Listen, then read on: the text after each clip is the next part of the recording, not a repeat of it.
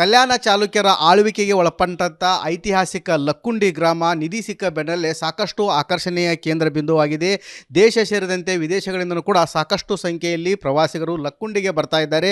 Republic Kannada ಕೂಡ ಇಲ್ಲಿ ground report ಕೂಡ ಮಾಡ್ತಾ ಇದೆ. ಇವಾಗ ನಾವು ಲಕ್ಕುಂಡಿ ಐತಿಹಾಸಿಕ ದೇವಸ್ಥಾನವಾದಂಥ ಮಾಣಿಕೇಶ್ವರ ಒಂದು ದೇವಸ್ಥಾನದಲ್ಲಿದ್ದೇವೆ. ಇದು ಕಲ್ಯಾಣರ ಚಾಲುಕ್ಯಲ್ಲಿ ಆಳ್ವಿಕೆಯಲ್ಲಿ ನಿರ್ಮಾಣ ಮಾಡಿದಂಥ ಈ ಒಂದು ದೇವಸ್ಥಾನ. ಸಾಲಿ ಗ್ರಾಮದಲ್ಲಿ ನಿರ್ಮಾಣ ಮಾಡಿರುವಂಥ ಒಂದು ಶಿವಲಿಂಗವೂ ಇದೆ. ಅದೇ ರೀತಿಯಾಗಿ ತ್ರಿಕೂಟ ಆಕಾರದಲ್ಲಿ ಈ ಒಂದು ದೇವಸ್ಥಾನವನ್ನು ನಿರ್ಮಾಣ ಮಾಡಲಾಗಿದೆ.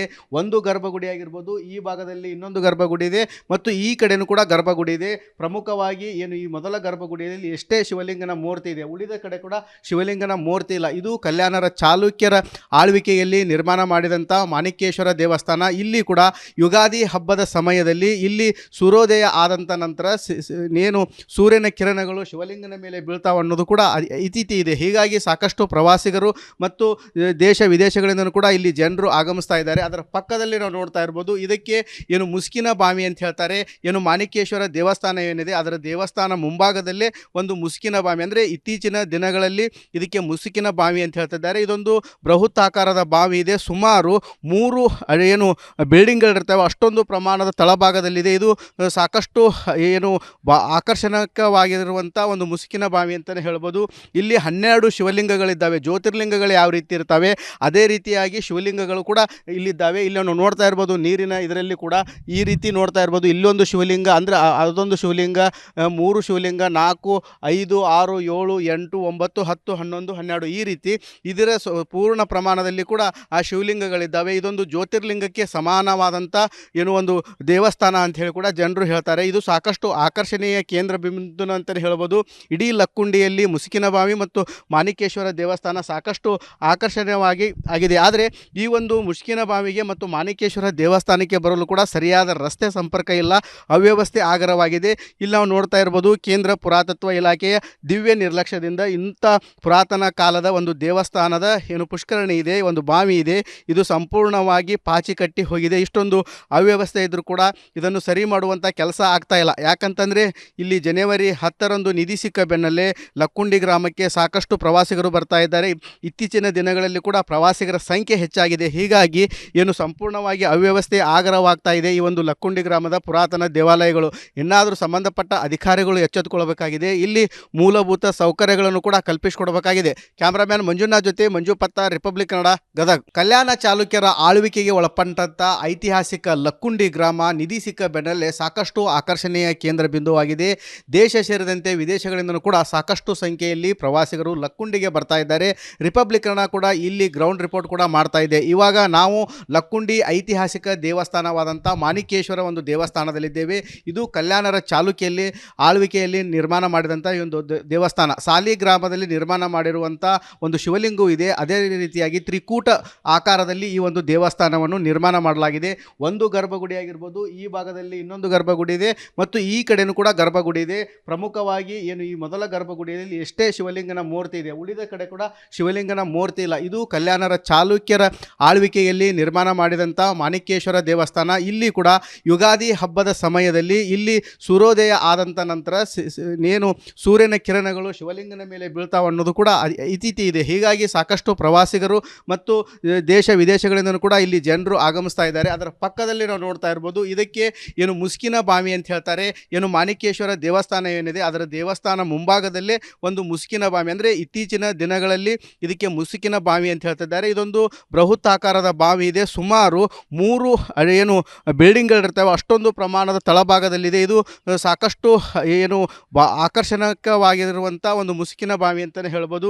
ಇಲ್ಲಿ 12 ಶಿವಲಿಂಗಗಳಿದ್ದಾವೆ. ಜ್ಯೋತಿರ್ಲಿಂಗಗಳು ಯಾವ ರೀತಿ ಇರ್ತವೆ ಅದೇ ರೀತಿಯಾಗಿ ಶಿವಲಿಂಗಗಳು ಕೂಡ ಇಲ್ಲಿದ್ದಾವೆ. ಇಲ್ಲಿ ನಾವು ನೋಡ್ತಾ ಇರ್ಬೋದು, ನೀರಿನ ಇದರಲ್ಲಿ ಕೂಡ ಈ ರೀತಿ ನೋಡ್ತಾ ಇರ್ಬೋದು. ಇಲ್ಲೊಂದು ಶಿವಲಿಂಗ, ಅಂದರೆ ಅದೊಂದು ಶಿವಲಿಂಗ, 3 ಶಿವಲಿಂಗ, 4, 5, 6, 7, 8, 9, 10, 11, 12 ಈ ರೀತಿ ಇದರ ಪೂರ್ಣ ಪ್ರಮಾಣದಲ್ಲಿ ಕೂಡ ಆ ಶಿವಲಿಂಗಗಳಿದ್ದಾವೆ. ಇದೊಂದು ಜ್ಯೋತಿರ್ಲಿಂಗಕ್ಕೆ ಸಮಾನವಾದಂಥ ಏನು ಒಂದು ದೇವಸ್ಥಾನ ಅಂತ ಹೇಳಿ ಕೂಡ ಜನರು ಹೇಳ್ತಾರೆ. ಇದು ಸಾಕಷ್ಟು ಆಕರ್ಷಣೀಯ ಕೇಂದ್ರ ಬಿಂದು ಅಂತಲೇ ಹೇಳ್ಬೋದು. ಇಡೀ ಲಕ್ಕುಂಡಿಯಲ್ಲಿ ಮುಸುಕಿನ ಬಾವಿ ಮತ್ತು ಮಾಣಿಕೇಶ್ವರ ದೇವಸ್ಥಾನ ಸಾಕಷ್ಟು ಆಕರ್ಷಣೀಯವಾಗಿ ಆಗಿದೆ. ಆದರೆ ಈ ಒಂದು ಮುಸ್ಕಿನ ಬಾವಿಗೆ ಮತ್ತು ಮಾಣಿಕೇಶ್ವರ ದೇವಸ್ಥಾನಕ್ಕೆ ಬರಲು ಕೂಡ ಸರಿಯಾದ ರಸ್ತೆ ಸಂಪರ್ಕ ಇಲ್ಲ, ಅವ್ಯವಸ್ಥೆ ಆಗರವಾಗಿದೆ. ಇಲ್ಲಿ ನಾವು ನೋಡ್ತಾ ಇರ್ಬೋದು, ಕೇಂದ್ರ ಪುರಾತತ್ವ ಇಲಾಖೆಯ ದಿವ್ಯ ನಿರ್ಲಕ್ಷ್ಯದಿಂದ ಇಂಥ ಪುರಾತನ ಕಾಲದ ಒಂದು ಒಂದು ದೇವಸ್ಥಾನದ ಏನು ಪುಷ್ಕರಣಿ ಇದೆ, ಒಂದು ಬಾವಿ ಇದೆ, ಇದು ಸಂಪೂರ್ಣವಾಗಿ ಪಾಚಿ ಕಟ್ಟಿ ಹೋಗಿದೆ. ಇಷ್ಟೊಂದು ಅವ್ಯವಸ್ಥೆ ಇದ್ದರೂ ಕೂಡ ಇದನ್ನು ಸರಿ ಮಾಡುವಂಥ ಕೆಲಸ ಆಗ್ತಾ ಇಲ್ಲ. ಯಾಕಂತಂದರೆ ಇಲ್ಲಿ ಜನವರಿ 10ರಂದು ನಿಧಿ ಸಿಕ್ಕ ಬೆನ್ನಲ್ಲೇ ಲಕ್ಕುಂಡಿ ಗ್ರಾಮಕ್ಕೆ ಸಾಕಷ್ಟು ಪ್ರವಾಸಿಗರು ಬರ್ತಾ ಇದ್ದಾರೆ. ಇತ್ತೀಚಿನ ದಿನಗಳಲ್ಲಿ ಕೂಡ ಪ್ರವಾಸಿಗರ ಸಂಖ್ಯೆ ಹೆಚ್ಚಾಗಿದೆ. ಹೀಗಾಗಿ ಏನು ಸಂಪೂರ್ಣವಾಗಿ ಅವ್ಯವಸ್ಥೆ ಆಗರವಾಗ್ತಾ ಇದೆ ಈ ಒಂದು ಲಕ್ಕುಂಡಿ ಗ್ರಾಮದ ಪುರಾತನ ದೇವಾಲಯಗಳು. ಇನ್ನಾದರೂ ಸಂಬಂಧಪಟ್ಟ ಅಧಿಕಾರಿಗಳು ಎಚ್ಚೆತ್ತುಕೊಳ್ಳಬೇಕಾಗಿದೆ. ಇಲ್ಲಿ ಮೂಲಭೂತ ಸೌಕರ್ಯಗಳನ್ನು ಕೂಡ ಕಲ್ಪಿಸಿಕೊಡಬೇಕಾಗಿದೆ. ಕ್ಯಾಮ್ರಾಮ್ಯಾನ್ ಮಂಜುನಾಥ್ ಜೊತೆ ಮಂಜು ಪತ್ತಾರ್, ರಿಪಬ್ಲಿಕ್ ಕನ್ನಡ, ಗದಗ್. ಕಲ್ಯಾಣ ಚಾಲುಕ್ಯರ ಆಳ್ವಿಕೆಗೆ ಒಳಪಟ್ಟಂತ ಐತಿಹಾಸಿಕ ಲಕ್ಕುಂಡಿ ಗ್ರಾಮ ನಿಧಿ ಸಿಕ್ಕ ಬೆನ್ನಲ್ಲೇ ಸಾಕಷ್ಟು ಆಕರ್ಷಣೆಯ ಕೇಂದ್ರ ಬಿಂದುವಾಗಿದೆ. ದೇಶ ಸೇರಿದಂತೆ ವಿದೇಶಗಳಿಂದಲೂ ಕೂಡ ಸಾಕಷ್ಟು ಸಂಖ್ಯೆಯಲ್ಲಿ ಪ್ರವಾಸಿಗರು ಲಕ್ಕುಂಡಿಗೆ ಬರ್ತಾ ಇದ್ದಾರೆ. ರಿಪಬ್ಲಿಕ್ ಕನ್ನಡ ಕೂಡ ಇಲ್ಲಿ ಗ್ರೌಂಡ್ ರಿಪೋರ್ಟ್ ಕೂಡ ಮಾಡ್ತಾ ಇದೆ. ಇವಾಗ ನಾವು ಲಕ್ಕುಂಡಿ ಐತಿಹಾಸಿಕ ದೇವಸ್ಥಾನವಾದಂಥ ಮಾಣಿಕೇಶ್ವರ ಒಂದು ದೇವಸ್ಥಾನದಲ್ಲಿದ್ದೇವೆ. ಇದು ಕಲ್ಯಾಣರ ಚಾಲುಕ್ಯಲ್ಲಿ ಆಳ್ವಿಕೆಯಲ್ಲಿ ನಿರ್ಮಾಣ ಮಾಡಿದಂಥ ಈ ಒಂದು ದೇವಸ್ಥಾನ. ಸಾಲಿ ಗ್ರಾಮದಲ್ಲಿ ನಿರ್ಮಾಣ ಮಾಡಿರುವಂಥ ಒಂದು ಶಿವಲಿಂಗವೂ ಇದೆ. ಅದೇ ರೀತಿಯಾಗಿ ತ್ರಿಕೂಟ ಆಕಾರದಲ್ಲಿ ಈ ಒಂದು ದೇವಸ್ಥಾನವನ್ನು ನಿರ್ಮಾಣ ಮಾಡಲಾಗಿದೆ. ಒಂದು ಗರ್ಭಗುಡಿ ಆಗಿರ್ಬೋದು, ಈ ಭಾಗದಲ್ಲಿ ಇನ್ನೊಂದು ಗರ್ಭಗುಡಿ ಇದೆ ಮತ್ತು ಈ ಕಡೆನೂ ಕೂಡ ಗರ್ಭಗುಡಿ ಇದೆ.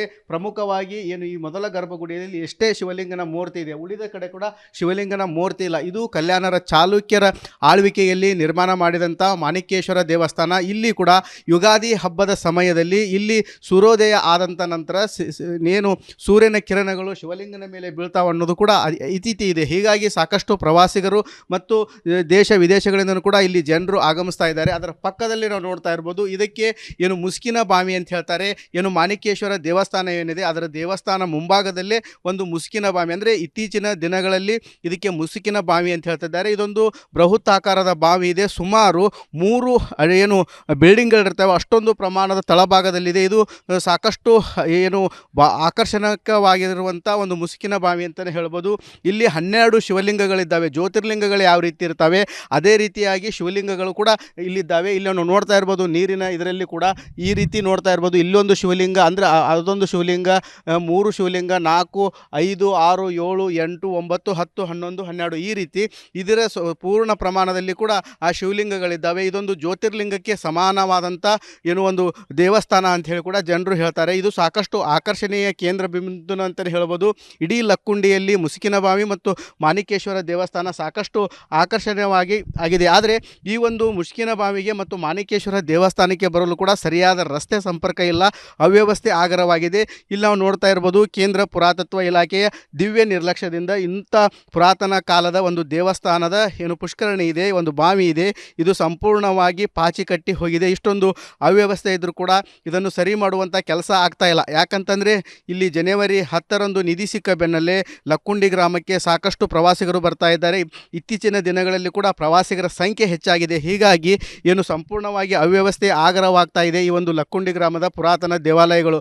ಇನ್ನಾದರೂ ಸಂಬಂಧಪಟ್ಟ ಅಧಿಕಾರಿಗಳು ಎಚ್ಚೆತ್ತುಕೊಳ್ಳಬೇಕಾಗಿದೆ. ಇಲ್ಲಿ ಮೂಲಭೂತ ಸೌಕರ್ಯಗಳನ್ನು ಕೂಡ ಕಲ್ಪಿಸಿಕೊಡಬೇಕಾಗಿದೆ. ಕ್ಯಾಮ್ರಾಮ್ಯಾನ್ ಮಂಜುನಾಥ್ ಜೊತೆ ಮಂಜು ಪತ್ತಾರ್, ರಿಪಬ್ಲಿಕ್ ಕನ್ನಡ, ಗದಗ್.